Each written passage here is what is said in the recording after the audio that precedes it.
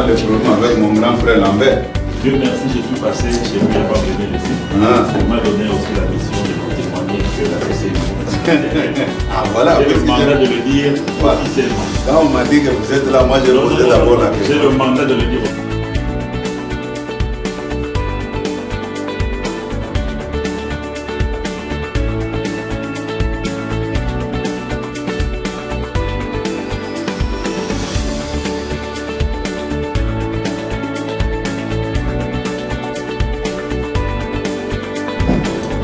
Cette dynamique citoyenne,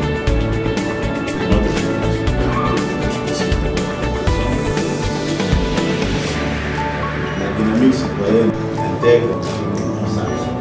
Puisque les gens se posent. Et si je vous pose la question, vous êtes les confessions religieuses au sein de l'Église. Il faut savoir que la République démocratique du Congo ne peut pas fonctionner sans deux choses. La première chose, c'est son histoire. Aujourd'hui, nous parlons constitution, mais il y a de ceux et celles des nôtres qui ont perdu la vie parce qu'il fallait donner une loi fondamentale à ce pays. Et ce sont nos pères de la Conférence nationale souveraine. Un texte important que les Congolais ont rédigé sans pression internationale, sans influence quelconque. Et ce texte existe aujourd'hui.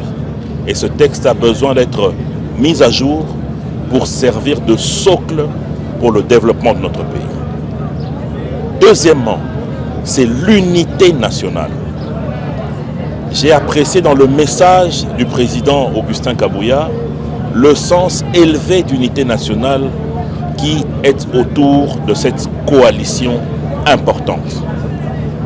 Unité nationale linguistique d'abord, c'est-à-dire que le C4 constitue l'unité des Congolais qui sont dans les zones linguistiques Luba, Swahiliphone, Kikongo et Lingala. Mais au-delà de cela, les Congolais qui sont non seulement dans la politique, mais aussi dans la société civile et les confessions religieuses. Cette unité-là va permettre à ce que demain, nous puissions donner aux Congolais un héritage constitutionnel qu'il faut, qui ne sera pas un document des partis, mais qui sera un document des peuples congolais.